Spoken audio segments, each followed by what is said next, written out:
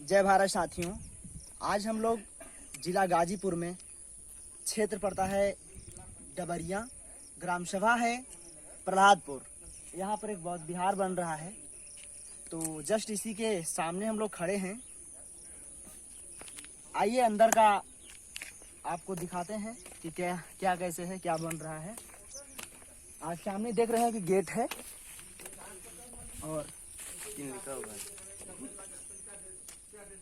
बौद्ध विहार का नाम है एसके बौद्ध विहार प्रहलादपुर स्वामीनाथी। आइए आइए अंदर आइए।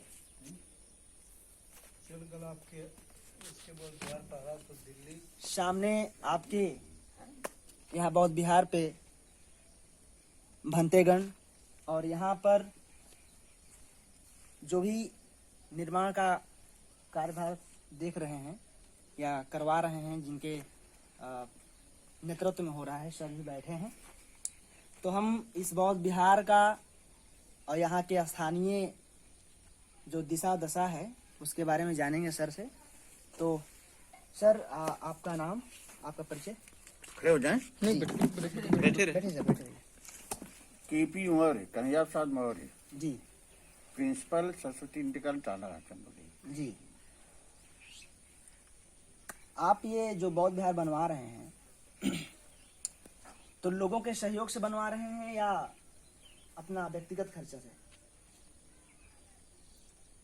किसी भी काम को आगे बढ़ाने के लिए जी जन सहयोग आवश्यक है जी और उसके लिए एक नेता प्रणेता होना चाहिए। तो हमने अरे मन में आया जी कि क्योंकि हम लोग बौद्ध समर्थक हैं और इसलिए लोगों का आकर्षण बढ़े, तो इसलिए हमने स्वयं बौद्ध विहार की ओर आकर्षित हुए। लोगों का जन सहयोग मिल रहा है। हाँ जी। जैसे कि आप वर्तमान में देख रहे हैं कि जो भी वर्तमान में सरकार है, तो स्थानीय जो भी मंदिर हैं, जो भी धार्मिक स्थल हैं हिंदू धर्म से रिलेटेड, तो वहां पर वो काफी फंडिंग दे रही है। लोगों के समर्थन से तो बन ही रहा है, लेकिन कहीं कहीं जो बड़े मंदिर हैं या जनसंपर्क में, सरकार के संपर्क में लोग हैं उनके, तो वहां पर सरकार फंडिंग दे रही है। तो क्या आपको भी सरकार के द्वारा फंडिंग मिल रहा है? सरकार तो केवल एक वर्ग विशेष के धार्मिक स्थलों को बढ़ावा दे रही है। वह ऐसे संचालित एक भी पैसा खर्च नहीं कर रही है। ये स्वयं निजी व्यवस्था से या जनता के सहयोग से हो रहा है। सरकारी फंडिंग कोई नहीं है, नो ऑफिशियल फंडिंग। सर, जैसे कि आप जान रहे हैं जो अपना भारतीय संविधान है उसके हिसाब से यहाँ पर धर्म निरपेक्ष या पंथ निरपेक्षता की बात की गई है। तो अगर सरकार सत्ता में जा करके, जो भी सत्ता पक्ष है, जो भी विचारधारा का है व्यक्ति, तो वहां पर जाके संविधान का यदि जो फॉलो अगर करे वो, तो उसके हिसाब से अगर एक भी किसी भी पंथ के या धर्म को अगर बढ़ावा दे रहा है या उसको आगे मजबूत कर रहा है, तो क्या ये संवैधानिक है? ऐसा है कि हर सरकार, हर पार्टी जब चुनाव लड़ती है तो उसके एजेंडा होते हैं। हाँ। और यदि उसने अपना एजेंडा, उस एजेंडा पर चुनाव लड़कर आई है तो वो अपना लागू करती है। जी। हाँ, जनता को ये समर्थन नहीं दे पाती है या संतुष्ट नहीं है तो अगले चुनाव उसको बदल लेती है। अच्छा, तो वर्तमान में जिस एजेंडे से या जिस पंथ विचारधारा से सरकार मतलब कि जो भी लोग सत्ता पक्ष में आए हैं, सत्ता में आए हैं, तो वो जो विचारधारा है और जो जिस विचारधारा के अंतर्गत आप समाज में विकास कर रहे हैं या जो भी व्यवस्थाएं दे रहे हैं या व्यवस्था लागू करवाने की कोशिश कर रहे हैं, इसमें उसमें अंतर क्या है? देखिए, अंतर तो है कि हर सरकार जितना हम लोगों ने देखा है उनका कहते तो कुछ और है, कहीं पे निगाहें कहीं पे निशाना, कहते कुछ और हैं लेकिन करते कुछ और है ना। जैसे बात वो जनता की करते हैं, लेकिन यह सरकार तो मुख्य रूप से उद्योगपतियों पर टिकी हुई है। अच्छा। हाँ, दे ओरिएंटेड इंडस्ट्री। जिस विचारधारा के द्वारा सत्ता में लोग बैठे हैं, वह विचारधारा और जिस विचारधारा को आप बढ़ावा दे रहे हैं, इन दोनों में अंतर क्या है? भाई सरकार, यह तो उनके लिए, हम तो ये चाहते हैं कि लोग जैसे पूरे ईस्टर्न वर्ल्ड में पूर्वी क्या कहा है, दुनिया में पूरे के सब बौद्ध धर्म छाया हुआ है। और इस धर्म में है कि न्याय है, समानता है, सब शांति है। इसलिए हम लोग चाहते हैं जो लोग इसमें आएंगे अपनी शांति के साथ अपने उद्देश्य की ओर आगे बढ़ेंगे, अपना विकास करेंगे। तबारा जैसे कि आपने कहा कि न्याय है, समता है, एकता है, मानवता है, तो ठीक है, ये तो सब अन्य भी धर्म बोलते हैं कि यहाँ पर भी मानवता है, समता है, एकता मैंने है। एक चीज कहा ना जी। कि उनका कहीं पर निगाहें कहीं पर निशाना। अच्छा। कहते तो हैं जी। लेकिन करते नहीं हैं। जैसे आपने कहा कि जो पूर्वी देश हैं या जो भी अन्य तमाम ऐसे देश हैं, वहाँ पर इस विचारधारा को बहुत तेजी से लागू किया जा रहा है और लोग अपने आप को विकासशील देश में या विकसित एक राष्ट्र के रूप में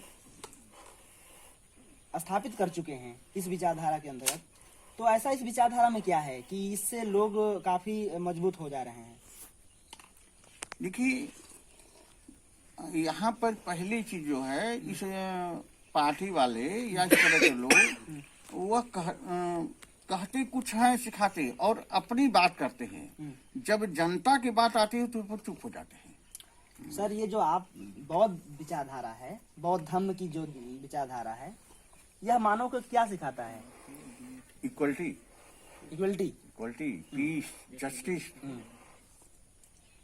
और अन्य जो है, अन्य में उसमें विभिन्नता है। पहले वो है कि सबसे वो ऊंचे हैं, उसके बाद कोई और है, ऊंचे बनाते हैं। वहाँ असमानता है, इनजस्टिस है।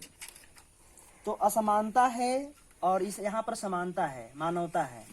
तो जरूरी कौन है? वो जरूरी है, ये जरूरी है? जनता के लिए तो ये जरूरी है, ये जरूरी माने हमारे दृष्टि ये जरूरी है। इसलिए हम लोग सोचते प्रचार हो। तो जो सरकार है या जो सत्ता पक्ष होता है, उसका काम होता है कि अच्छी विचारधाराओं को आगे बढ़ाना और जन कल्याण के लिए हमेशा आगे बढ़ना या लोगों को बढ़ाना, मार्ग प्रदर्शन करना। तो क्या उस विचारधारा पे या उस पथ पे सरकार चल रही है वर्तमान में? वर्तमान तो अपने उद्देश्य से भटक रही है। वर्तमान में तो उद्देश्य से भटक रही है, या कहती वही है, अर्थ अपने ढंग से लगाती है। जैसे हम कहते आरक्षण की ही बात कीजिए,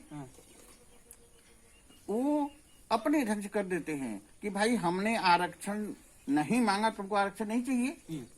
लेकिन वो मान लिया है कि कहीं भी वो बैकवर्ड लिखा, ओबीसी लिखा हुआ है, तो उनको वह डाल देते हैं ओबीसी पिछड़े 27% में, और 50% अपना लाभ ले ले रहे हैं।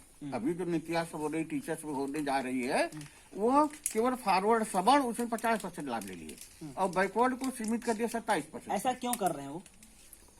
भाई वो सत्ता में है, वो अपने ढंग से कर सकते हैं। हम कहते हैं मेरा घर है, आप सबको कहते बाहर रहिए, आप आ सकते हैं?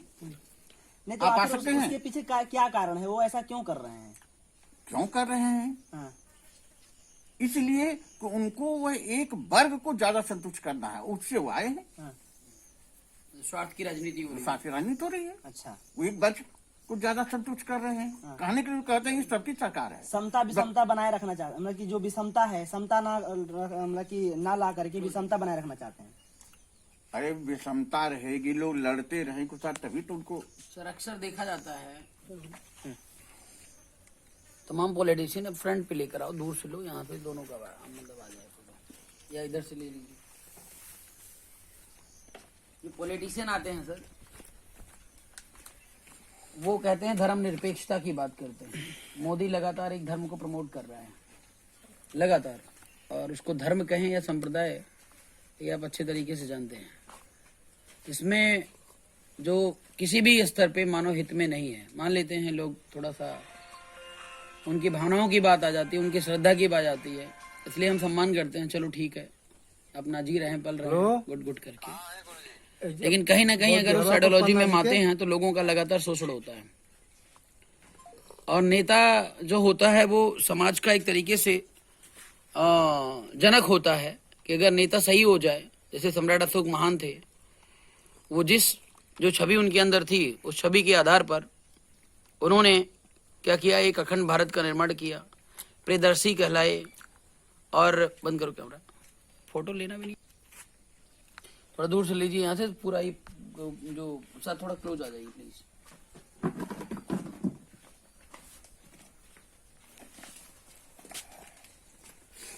अभी तक की रिकॉर्डिंग है। तो सर जो नेतागण हैं वो राजनीति में जब आते हैं तो इस प्रकार का कोई भी काम नहीं करते हैं। उनका उद्देश्य मात्र विधायक बनना है, सांसद बनना है, विधायक बनना है, सांसद बनना। लगातार हम देख रहे हैं, हाँ, कोष उठाना। लगातार हम देख रहे हैं विधायक सांसद तो बहुत बन रहे हैं। अभी आपने ही कहा कि सब पैसे के बल पे काम होता है, तमाम और चीजें होती हैं। तो भविष्य में क्या कोई ऐसा नेता पैदा होगा या कोई ऐसा समूह पैदा होगा जो सम्राट अशोक के मार्ग पे चलेगा, ऐसा आपको लगता है? आशा है ना, आशा या परम ज्योति, हाँ, है ना, कि आशा या परम ज्योति। ये हमारी आशा ही खत्म हो जाए तो हम तो कोई काम नहीं करेंगे जी। जब हम पढ़ना शुरू करते हैं, सोचते हैं हमको कुछ बनना है, तो निश्चित हमारी सोच है कि ऐसा जब हम करेंगे तो समाज में परिवर्तन होगा और किसी दिन we will dominate the world. जी, डेफिनेटली सर। तो अभी तक कौन सा ऐसा नेता है सर जो इस प्लेटफॉर्म को, इस पॉलिसी को अपना रहा है कि जो मानवता ही सर्वोपरि है और मानव कल्याण के लिए हम सब कुछ अपना न्यौछावर कर देना चाहते हैं? कोई ऐसा पॉलिटिशियन है, हम लोग उसके मार्ग का अनुसरण करना चाहते हैं? ड्राइवर जी नाम है, ड्राइवर कोई अगर ऐसा है तो बताइए, कृपया मार्गदर्शन करें। ड्राइवर जी नहीं काम रहा ड्राइवर गेल हुआ आज बनारस, अजुआ गिला सरदार सिंह के तो वही लग रहा है जो नेता शब्द ही ऐसा है कि लेके तिलक बरस कहीं न कहीं को कलंकित हैं। बस बताया ना कि वो किसी तरह से आवे, हाँ सब है ना, बस सत्ता में आवे कर रहे हैं। बस सत्ता में आने के लिए किसी मतलब बात अभी को घुमा उत्तर कर प्रदेश रहे में हैं। कह लो बाकी पूरे जो भारत देश में कोई ऐसा नेता नहीं है जो मतलब स्वच्छता पवित्रता के साथ आगे बढ़ रहा अयोध्या से आल हुआ, हाँ, कुछ लोग दिल्ली से आल हुआ। हो। और अगर स्वच्छता पवित्रता के मार्ग का अनुसरण किया जाए कई लोग कई क्या जगह सफलता मिलेगी? घूम फिर के गाँव बड़ा कठिन प्रश्न है गुरुजी। हाल चाल देखा सफलता के लिए वो तो परिश्रम, जो ही परिश्रम हो, ईमानदारी के साथ हो, न्याय संगत हो, और यह मान के चलना है कि हम सफल जरूर होंगे, तभी आगे बढ़ेंगे। नहीं, मान के चलते तमाम हमारे महापुरुषों ने बड़ी निष्ठापूर्वक काम किया है। लेकिन आज स्थिति देश की ये है कि लोग रुपया, पैसा, गाड़ी, बंगला, गुंडागर्दी को पहचानते हैं।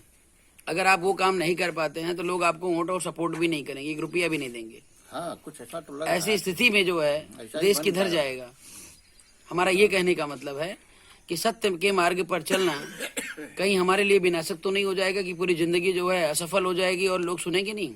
जो गए हैं वो भी सत्य के मार्ग पर ही चलने की बात कह के गए हैं। कहते हैं वही, कहते हैं कि हम केवल राष्ट्र हित में काम कर रहे हैं, हाँ, लेकिन ठीक उल्टा कर रहे हैं। हमारे समझ से हम कि जिससे भारत स्वतंत्र हुआ तो 526 43 रियासतें थी ना, कितनी रियासतें थी, और सबको ये हुआ कि जो देश का बहुत बड़ा खजाना है इन राजाओं के पास है, उनको हम ले आवे और भारत का खजाना राजकोष पर है। लेकिन आज की सरकार जो है सब में दोष, भाई व्यवस्था तुम्हारे अंदर है, तुम करो, प्रबंधन करो। कह रहा है अस्पताल घाटा में है तो उन्होंने टाटा को भेज दिया, रेलवे का हॉस्पिटल टाटा को भेज दिया।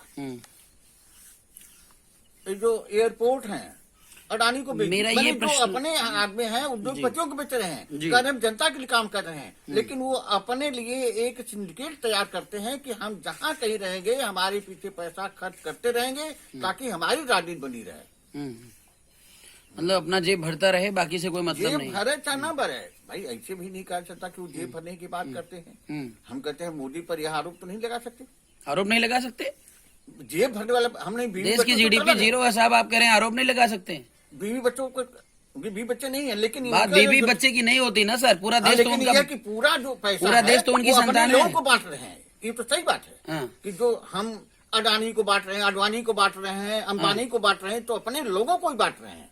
सर बांट रहे हैं नहीं बांट रहे हैं ये बात की बात है। देश की जीडीपी 0 है ना इस समय। हाँ तो है, लोगों के पास पैसा नहीं है, लोग भुखमरी के शिकार हो रहे हैं। प्रधानमंत्री जो कपड़े पहन रहा है ना वो कर्ज के पैसे से पहन रहा है, 1 भी रुपया भारत देश में नहीं है। सम्राट अशोक काल में अगर आप चले जाइए, उस समय 50 किलो सोना हमारे पास होता था जब विश्व में 100 किलो सोना होता था। अरे अभी तो सोना बेचने की बात कर रहा है, तो सोना है तो बेच रहे हैं। 250 कुंटल बेच दिया। तो हम कहते बेच ही रहे हैं ना, बेचने तो अभी बेच रहा है। इसको रोकने का क्या तरीका हो सकता है, क्या उपाय है सर? रोकने का आप जानते हैं कि भैया किसी भी स्थिति में जो सत्ता में पहुंचेगा उसका उपयोग करेगा। सबसे पहले चंद्रशेखर ने बेचा और उसके बाद ये शुरू किया। चंद्रशेखर ने बेचा, चंद्रशेखर आजाद। चंद्रशेखर आजाद, चंद्रशेखर प्रधानमंत्री जो बलिया वाला था। अच्छा। हाँ, सबसे पहले वही नहीं किया, हाँ हाँ हाँ उसी धरे पर यूज। हेलो हाँ हाँ हाँ हाँ